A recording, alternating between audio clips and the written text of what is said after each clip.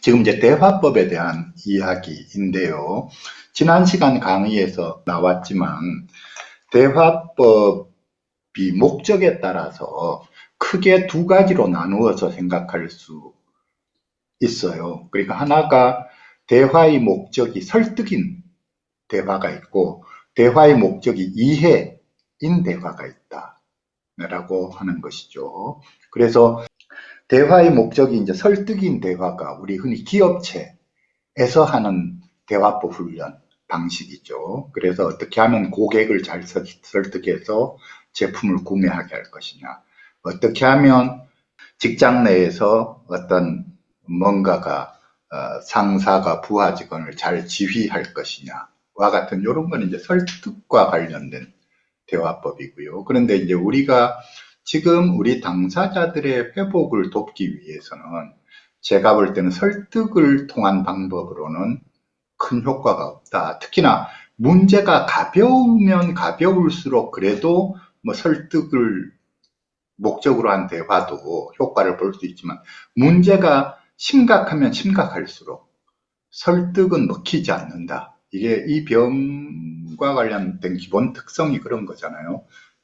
그래서 문제가 심각하면 심각할수록 설득하려고 하기보다는 이해하려고 하는 데다가 초점을 둬야 된다라고 하는 것이죠. 그랬을 때 그러면 이해를 하려고 하면 가장 필요한 전제 조건이 뭐냐라고 할 때 내가 일단 내 틀을 내려놔야 된다는 거예요. 어떤 우리가 세상살이를 하는 데에는 우리가 가지고 있는 내 틀이 있잖아요.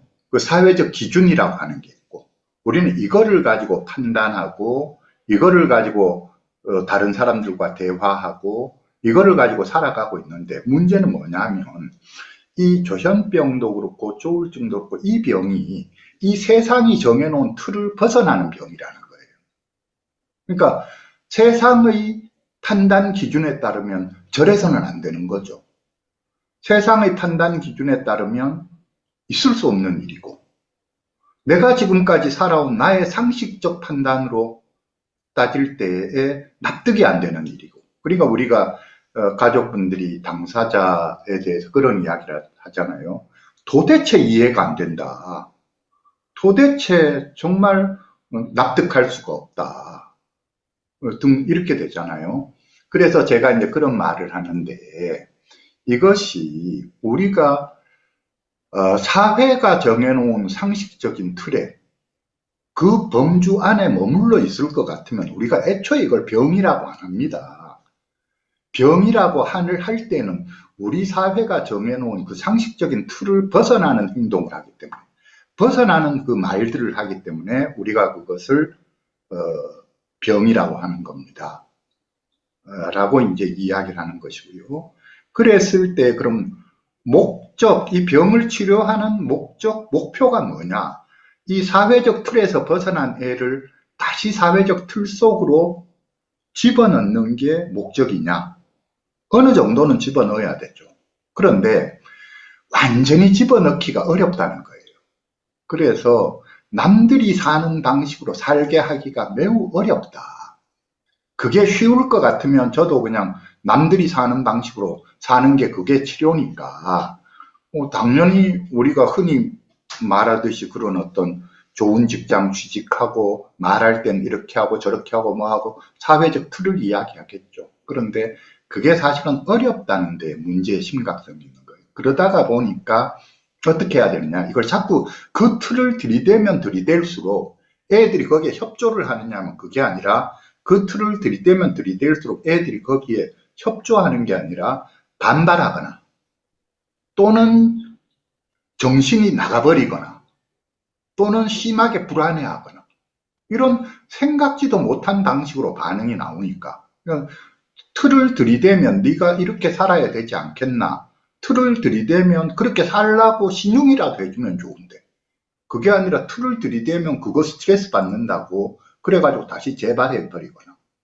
아니면은 그거에 화가 나서 부모한테 심하게 난리를 치거나 아니면 뭐 멘붕에 빠져가지고 완전히 와해 증상이 나타나 버리거나 아니면 조증이 확 올라가 버리거나 이런 식으로 틀을 들이대면 이게 효과를 보는 게 아니라 오히려 부작용을 일으켜서 자꾸만 난리를 쳐대니 이거 어떻게 하게 되느냐 이런 거죠. 그러니까 우리가 말하자면 일반 사회의 상식, 내가 지금까지 잘 해온 대화법, 밖에 사람들하고 직장 사람들이든 거래처 사람이든 그냥 내 친구 관계든 나는 지금 부모님 입장에서 인간관계를 너무너무 잘해왔어요. 지금까지 사회생활도 너무너무 잘해왔고 나 자신이 대화법에 아무 문제가 없어요.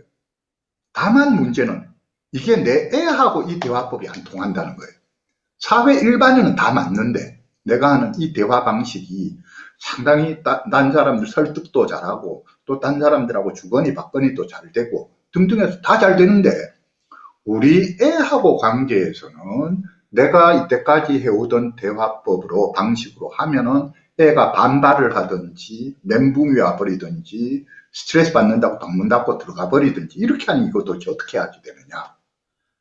그래서 제가 이제 이야기를 하는 게 이렇게 어려운 상황에 있으면 어려운 상황일수록 결국은 뭐냐면 그러니까 이게 상대가 일반인이면 우리가 사회 일반에서 사용하던 이 설득을 중심으로 하는 대화법이라든지 아니면 깊이 있는 이해까지 안 하더라도 대충 서로 주거니 받거니 할 수 있는 대화법으로 충분한데 이 정말 그 대화법이 안 통하니까 그러니까 우리가 더 이제 깊이 이 친구들하고 대화할 수 있는 대화법이 필요하다. 그 이야기예요. 그래서 그것이 결국은 우리가 상담자들이 사용하는 것과 비슷한 대화법. 이 상담자들도 진짜 상담자가 있고 상담만 하는 척하는 상담자가 있어요. 척하는 상담자 말고 진짜 상담자들이 하는 대화법이 가족들한테 도움이 된다. 그래서 그것이 결국 뭐냐? 이해에 초점을 둔 대화법이라는 거예요. 그러니까 대화의 목적이 뭐냐? 설득이냐, 이해냐? 여기에서 분기점이 생기는 거예요. 우리가 상당수 가족분들이 특히 초발 가족일수록 애를 설득을 해야 된다고 생각을 하는 거예요. 약을 먹도록 설득해야 된다. 지가 생활 습관을, 루틴을 지키도록 설득해야 된다. 지가 스스로 뭔가를 고쳐나가기 위해서 마음 먹도록 설득해야지 된다. 라고 생각을 하는데 그게 아니라 설득하려는 대화법으로 효과가 있을 것 같으면 우리가 딴 대화법을 배울 필요가 없죠. 근데 설득을 아무리 하려고 해봐도 설득이 안 되니까 약을 먹이려고 설득해도 안 되고 생활 습관을 좀 괜찮은 습관을 갖추도록 하려고 설득해도 안 되고 설득으로 안 되니까 그러면 어떻게 해야지 되느냐 이렇게 되는 거예요. 그래서 설득을 목적으로 하는 대화법이 아닌 다른 대화법이 있습니다. 그게 뭐냐? 이해에 초점을 둔 대화법. 이해를 해야 된다. 도대체 내가 이해할 수가 없다. 도대체 납득할 수가 없다. 요 문제를 해결해야 된다는 거예요. 그러니까 내가 이해를 해야 되겠다. 제가 도대체 왜 저런 행동을 하는지 왜 저런 말을 하는지 내가 이해를 한번 해보자. 내가 납득을 한번 해보자. 자, 잘못된 행동과 잘못된 말을 하는 애가 문제가 아니라 애를 고치려고 하기보다 고치려고 했더니 뜻대로 안 되는구나. 그럼 어떻게 해야 되느냐? 고치려고 하기 전에 내가 도대체 제가 왜 저런 행동을 하는지 왜 저런 말을 하는지 내가 이해를 한번 해보자. 이해를 하겠다라고 잡고 들어가라는 거예요. 그 대화법을 지금 이야기하는 거예요. 그래서 여기에 그림에 이해가 여기에 그려져 있지만 사실은 대화에서 제일 중요한 게 뭐냐면 이해를 하는 거예요. 제대로 이해하면 그때부터는 문제가 풀려가기 시작한다.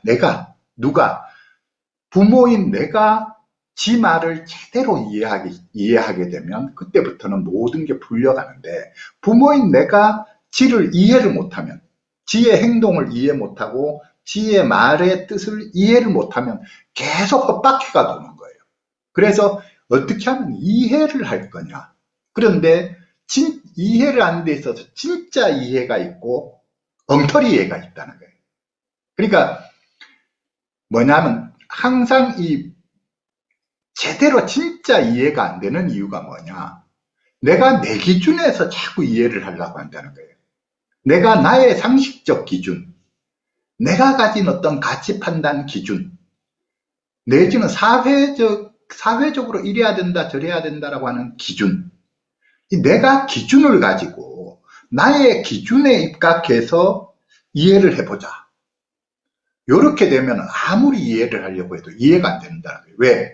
이미 이 애들은 그 틀을 벗어난 애들이거든요. 우리가 병이라고 하는 병의 증상들이 사회적 상식의 틀을 벗어나고, 사회적 상식의 틀을 벗어난 행동, 사회적 상식의 틀을 벗어난 말, 사회적 상식에서 벗어난 감정 표현 방식, 이런 것들을 우리가 증상이라고 하는 거거든요. 이게 사회적 상식의 틀 속에 있을 것 같으면 우리가 그걸 애초에 증상이라고 안 해요. 그거는 틀을 벗어났기 때문에 우리가 그것을 증상이라고 하니까, 이걸 사회적 틀을 들이대고 이해를 하려면 이해가 안 되는 게 당연하죠. 이미 그 틀을 벗어났으니까 사회적 상식으로는 이해할 수 없는 거예요. 그 다음에 내가 그 증상을 경험해 보지 못한 바에는 나의 틀을 가지고는 내 경험 속에서는 아무리 찾아도 이해가 안 되는 게 당연하죠. 나는 경험을 못 해봤으니까. 망상을 경험 못 해봤고, 환청을 경험 못 해봤고, 그렇게 극심한 불안, 나도 약간의 불안은 경험했지만 정말 죽을 것 같은 불안, 약간의 우울은 경험해봤지만 정말 하루에 그냥 20시간씩 자는 완전히 쭉 뻗는 우울, 이러면 나는 경험을 못 해봤으니까.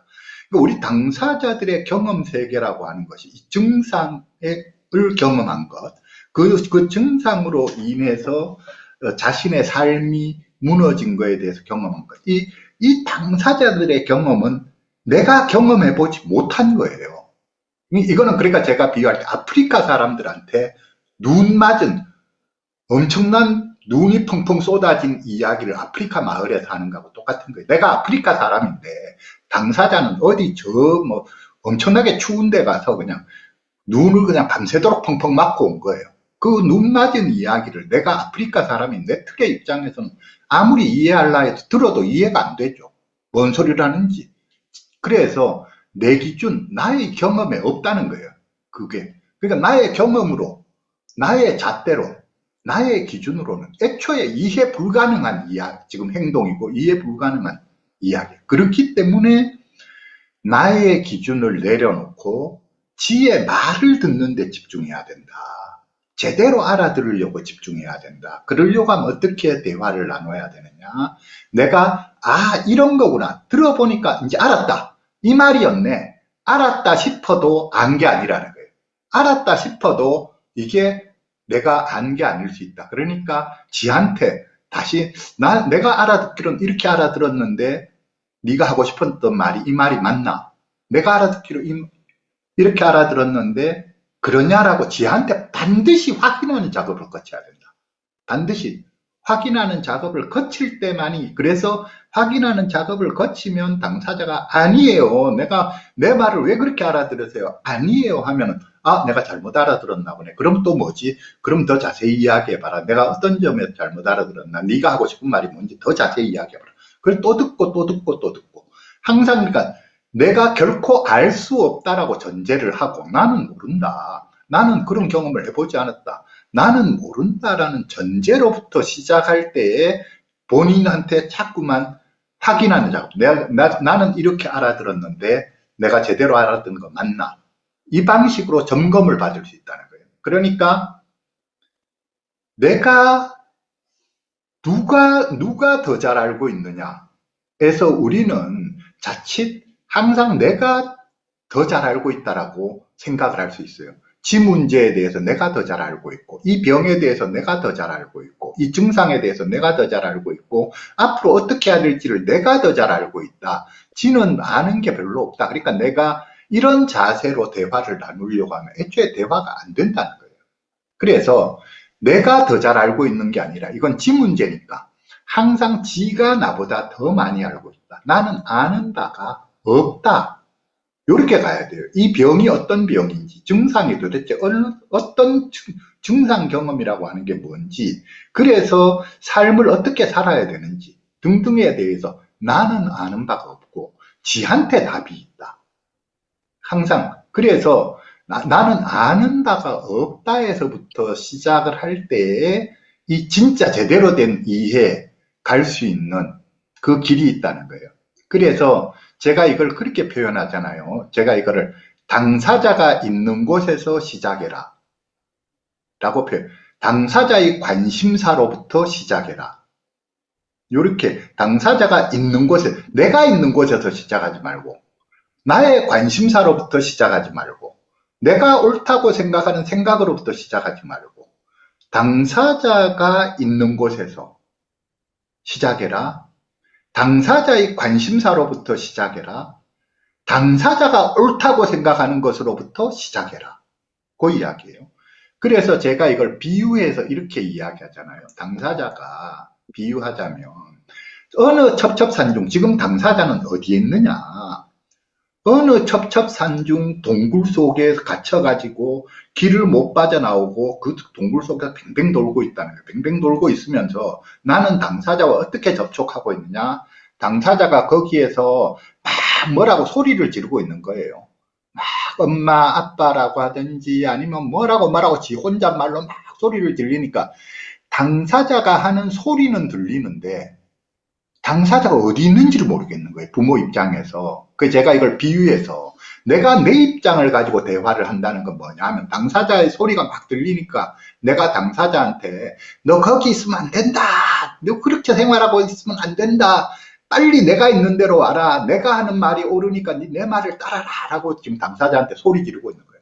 백날 소리 질러도 당사자는 지가 빠져있는 그 동굴 속에서 함정에서 못 빠져나온다. 지심으로. 못 빠져나오니까 결국 그럼 어떻게 해야 되느냐? 내가 가서 지를 데리고 와야 되겠다 생각하고 내가 그 첩첩산중 동굴을 찾아가야 돼요. 그러니까 그 말이 제가 하는 이야기야. 내가 지의 망상 속으로 들어가야 되고 내가 지의 환청 속으로 들어가야 되고 내가 지가 가지고 있는 그 엉뚱한 생각 속으로 들어가야 돼요. 그래야 되는데 그래서 그거를 결국은 당사자를 그럼 찾아가려면 어떻게 찾아가느냐? 그의 말을 따라가야 되죠. 그가 막 엉뚱한 막 그냥 욕을 하든 말든 막 야 이 개새끼야 하면 그 개새끼야라는 말을 따라가야 돼요. 당사자 우리가 불이 난 곳을 찾으려면 연기를 따라가다 보면 불이 난 곳을 찾아갈 수 있듯이 당사자를 찾아가려면 그가 하는 말을 따라가면 거기에 당사자가 있어요. 그의 말을. 그러니까 말이라고 하는 거를 따라서 계속 말이 들리는 방향으로 가는 거죠. 우리가 당사자가 첩첩산중 동굴 속에 함정에 있는데 그 말이 들리는 대로 계속 내가 찾아가다가 보면 결국 내가 그 동굴을 발견하게 된다. 내가 그 동굴 속으로 들어가서 당사자를 데리고 나올 수 있다. 요 이야기예요. 그래서 당사자의 말을 따라가라는 거예요. 그러니까 당사자의 말을 내가 잘 알아듣는 방법, 당사자의 말을 따라가는 방법을 지금 설명을 하고 있는 거예요. 그래서 당사자의 말을 내 식으로 자꾸 헛짚어서 알아듣지 말고 우리는 이때까지 사회생활 하면서 내가 해온 방식이 있기 때문에 계속 내 틀에서 생각하니까 자칫하면 계속 헛짚어서 내 식으로 알아듣는 거예요. 내 식으로 알아듣는 게 아니라 진짜로 지가 말하려는 의미를 알아듣는 방법이 뭐냐? 오늘 요거를 이게 이제 비판단적인 이해고, 요게 전문용어로 이야기하면 요걸 공감적 이해라고 하는 거예요. 근데 그거의 핵심은 어디에 있느냐? 비판단적 이해라든 공감적 이해라든 정답이 지한테 있다. 지를 제일 잘하는 건 지다라고 하는 걸 인정할 때 비로소 이런 대화가 가능한 거예요. 내가 잘한다. 내가 옳다. 내가 맞다. 정답을 내가 갖고 있다 생각하면 애초에 이건 출발점에도 못 써요. 나는 아는 바가 없다. 나는 내가 할 수 있는 거는 알려고 노력하는 것일 뿐이지 내가 기히 알고 있는 게 아니다. 내가 아는 사회적 상식으로는 이것을 알 수가, 내가 지금까지의 나의 경험이라든지 나의 상식으로는 알 길이 없다. 나는 이것을 경험해 보지 못했다. 알지 못한다. 라고 전제할 때 비로소 우리가 이게 가능한 거예요. 지한테 물어볼 수 있는 게 가능해요. 지한테 물어봐야 된다. 그리고 물어봐서 내가 알아들었다라고 생각하더라도 내가 알았다라고 착각하지 마라. 물어보고 알아들었다라고 생각이 되더라도 또 헛짚을 수 있으니까 내가 제대로 알아들은 거 맞냐고 또 물어봐라. 요 말이에요. 이렇게 할 때만이 비로소 진짜 이해에 도달할 수 있다. 그리고 진짜 이해가 되면 공감이라고는 저절로 된다. 진짜 이해가 되면, 진짜 이해가 안 된 상태에서 내가 어떤 감정이 올라온다. 눈물이 펑펑 난다든지, 진짜 이해가 안 되는 상태에서 내가 내 딴하는 공감했다라고 느끼지만, 정말 눈물이 펑펑 난다. 진짜 서럽다. 느끼지만 이거는 지의 감정이 아니라 나의 감정이에요. 진짜 이해가 안 된 상태에서, 진짜 이해가 안 된 상태에서 나한테 일어나는 어떤 막 심한 불안을 느낀다. 심하게 화가 난다. 심하게 슬프다. 뭐 엄청 가슴 아프다. 이거는 그냥 단지 지의 감정을 내가 느낀 게 아니라 지의 감정과는 관계없이 내가 그냥 내 문제를 내가 느낀 거예요. 내가 내 서러움을 느낀 거고, 이건 진짜 공감이 아니에요. 우리가 진짜로 이해가 되지 못했을 때는 공감이라고 하는 건 애초에 불가능해요. 지의 마음을, 지가 느끼는 감정을 나도 그대로 느낀다. 이거는 불가능하다는 거예요. 그러니까 지를 무조건 출발점은 진짜로 이해해야 된다. 진짜로 이해하는 것만이 모든 문제를 풀어갈 수 있는 출발점이다. 당사자의 경험에 대해서, 당사자의 그 행동과 말에 대해서, 저 행동이 뭘 의미하는 행동인지, 왜 저런 행동을 하는지, 저 말이 도대체 왜 저런 말을 하는지가 진짜로 제대로 이해가 되면 당사자의 감정을 그때에서 비로소 그가 당사자가 느끼는 그 억울함, 분노, 진짜 부모한테 왜 그렇게 원망을 했는지가 다 그대로 이제 느껴진다는 거예요. 머리로, 요거는 머리로 아는 거고, 요거는 가슴으로 그대로 느껴지는 거고, 가슴으로, 몸으로 그대로 느껴지는 거고, 요런 것이죠. 그래서 진짜로 이해가 될 때 비로소 진짜로 공감이 되고, 그런데 요게 동시적으로 일어나기 때문에 이렇게 동그라미를 해놓은 거예요. 그리고 또 그 다음에 그렇게 되면 비로소 이제 수용이 되는데, 수용이라고 하는 건 납득되지 않던 행동이 납득이 된다. 저래도 그럴 수밖에 없구나. 그렇다면 그러네.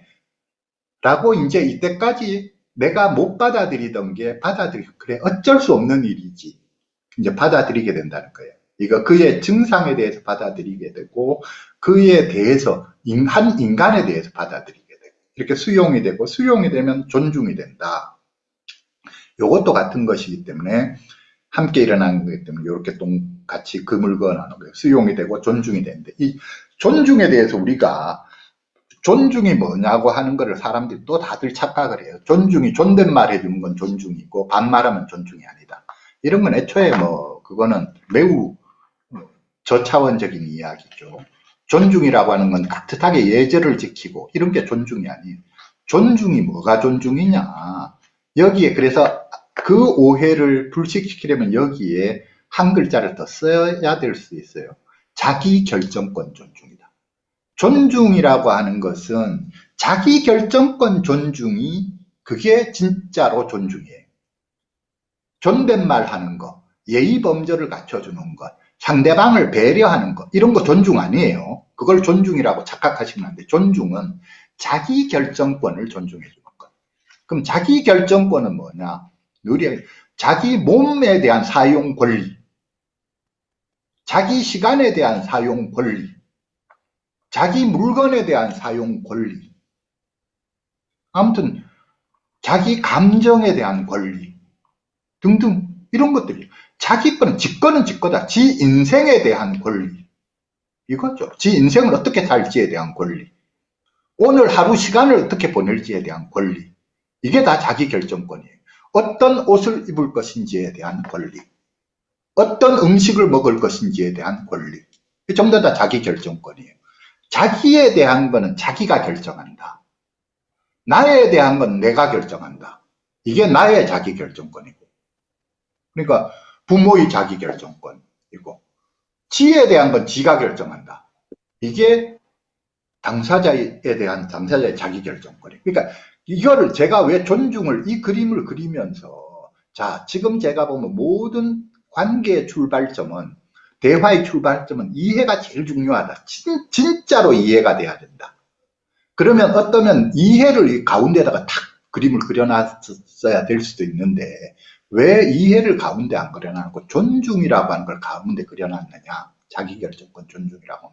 실제로는 눈에는 보이지 않지만 진짜 이해를 하기 위해서는 이게 가장 기본이에요. 자기결정권 존중. 그래서 이 자기결정권을 존중할 때 비로소 경청이 되는 것이고 자기결정권을 존중할 때 비로소 이해를 시작할 수 있는 것이고 아까도 이야기했지만 내 기준을 내려놓고 지 기준에서 내가 맞다는 생각을 내려놓고 나는 경험하지 못했다. 지는 경험했다. 우리가 서울 가본 놈이 서울 안 가본 놈이 서울 가본 놈 이긴다. 우리말에 그런 속담이 있잖아요. 나는 서울 안 가본 사람이에요. 나는 서울 가본 사람이고 나는 저 어디 그런 증상을 안 겪어본 사람이고 지는 증상을 겪어본 사람이에요. 그러니까 나는 모르고 지는 아는 거죠. 이거를 인정해야 된다는 거예요. 그래서 제가 이 자기결정권 존중. 지는 알고 나는 모른다. 지에 대한 거는 지가 최고의 전문가다. 요거를 우리가 기본 전제로 깔고 있을 때 이 마음이면 사실은 이 마음이면 나머지 대화는 저절로 돼요. 내가 기본 전제가 거기에서 시작하면 저절로 당연히 경청이 되죠. 왜? 내가 모르는 이야기를 하는데 내가 귀담아 들을 수밖에 없죠. 당연히 비판단적인 경청이 되는 거예요. 이 마음이 있으면 자기 결정권을 존중하는 마음이 있으면 지가 옳고 나는 틀렸다. 지가 옳다. 망상을 이야기하더라도 지가 옳고 뭔 엉뚱한 소리를 하더라도 지가 옳고 항상 지에 대해서는 지가 옳다는 것만 그리고 그것은 자신의 지의 권리라는 것만 내가 인정하는 마음이 있으면 당연히 지를 대할 때 내가 비판단적으로 대하죠. 어떻게 내가 판단할 근거가 없잖아요. 비판단적으로 대할 수밖에 없는 거예요. 비판단적으로 경청하게 되고 그렇게 되면 나머지 이 순환 사이클이 돌아가는 거예요. 그래서 계속 이 대화법을 이야기하면서 처음에 자기결정권을 이야기했던 이유가 여기에 있는 거예요. 그래서 이 자기결정권 존중이라고 하는 것이 전제될 때에 비로소 비판단적인 경청이 가능해진다. 그리고 이때만이 상대방의 당사자의 자기 노출, 당사자가 비판단적으로 자신을 존중하는 마음으로 자신의 자기결정권, 자신의 자기결정권을 존중해 주는 마음을 가지고 부모가 자신의 자기결정권을 존중해 주는 마음을 가지고 비판단적으로 듣는다라고 느껴지면 당사자는 저절로 입에서 술술술 이야기가 나온다. 그런데 반대로 부모가 자기를 존중하지 않는다. 자신의 자기결정권을 존중하지 않는다. 부모가 자신의 의사대로 이렇게 저렇게 하려고 한다. 그리고 판단적으로 듣고 있다. 라고 느껴지면 당사자는 입을 닫는다. 그 소리예요. 그래서 대화의 이 사이클이 애초에 안 돌아간다. 자, 우리가 병이 낫는 과정에서 매우 필수적인 요소가 가장 중요한 거 두 가지예요. 하나는 자기 노출, 하나는 사회적 지지. 사회적 지지 중에 제일 중요한 게 가족의 지지, 그 다음에 주변 사람들의 지지. 이렇게 되는데 이 당사자가 할 수 있는 가장 중요한 일, 병이 낫기 위해서 자기 노출이에요. 자기 표현이다. 말로 할 속에 있던 게 겉으로 다 끄집어내야지 돼요. 이게 병이 낫는 데에서 제일 핵심 요소인데 이걸 가능하게 하려면 결국은 자기 결정권을 존중하는 마음으로 비판단적으로 경청하는 것, 이 방법 이외에 없다 이 소리예요. 누군가는 이 방법을 써줘야지 돼요. 그러니까 이것이 부모가 그렇게 해줄 수 있으면 가장 좋고 부모가 그게 안 되면 상담자하고의 관계에서라도 그게 되면 좋고 또는 누군가는 이런 태도로 자신을 대해주고 그 사람한테는 자신의 속마음을 다 끄집어내놓고 이야기할 수 있는 망상도 이야기하고 뭐든 할 수 있는 이게 가능할 때에 비로소 병이 낫는다는 거예요. 그런데 이 듣는 사람 입장에서 이야기를 듣는 목적이 뭐냐? 이 이해는 이게 결국은 대화의 목적을 이야기하는 거예요. 대화의 목적이 이해인데 가짜 이해가 아니라 진짜 이해. 진짜 이해를 하자는 게 대화의 목적이다. 이해하는 척 하고 내 뜻을 관철시키려고 하는 것, 요거는 진짜 이해가 아닌 거예요. 우리가 설득을 목표로 하는 대화는 이해하는 척하고 내 뜻을 관철시키려는 거예요. 그게 아니라 진짜 이해는 내가 경험해보지 못한 세계를 알게 되는 것, 내가 알지 못했던, 알아듣지 못했던 지의 말을 알아듣게 되는 것, 요게 진짜 이해예요. 그러니까 부모님들이 내가 수도 없이 지 말을 들었다. 그러니까 아까도 그 예에서 나왔듯이 내가 네 이야기 골백 번도 더 들었다. 제발 그 말 그만해라. 골백 번도 더 들었는데 단 한 번만이라도 진짜로 제대로 알아들으면 당사자는 두 번 다시 그 말 안 해요. 어렸을 때 이야기에 대한 원망, 그 원망을 왜 하는지 내가 제대로 알아듣고 제대로 공감하고 그래서 사과할 것 같으면 사과하고 제대로 이 작업이 단 한 번만 일어나면 그 다음엔 두 번 다시 말 안 해요. 골백 번도 더 말하는 이유는 당사자만 답답한 게 아니라 골백 번도 더 말했는데도 부모가 못 알아듣고 있는 거예요. 그러니까 당사자가 했던 말 또 하고 또 한다라고 할 때는 아, 부모님이 어떻게 마음을 먹어야 되는지 쟤 정말로 지겹다. 정말로 어떻게 했던 말을 계속 또 저렇게 애가 고집스럽고 끈질길 수 있냐 이러실 게 아니고 부모님께서 내가 뭔가를 놓치고 있는 모양이다. 내가 못 알아듣고 있는 모양이다. 그러니까 제가 저 말을 또 하지. 이래서 부모님이 좋다 작심하고 내가 진짜 이번에는 내가 지가 무슨 말 하는지 내가 진짜로 제대로 한번 알아들어야 되겠다. 마음을 요렇게 먹고 대화에 임하셔야 된다. 그 이야기예요. 그래서 오늘 했던 공감적 이해라고 하는 이 주제 강의는 이 주제의 원고는 진짜 이해를 하려면 어떻게 해야 되느냐, 무엇이 진짜 이해냐, 그거에 대한 강의였어요. 예, 이렇게 보충 설명을 마치겠습니다.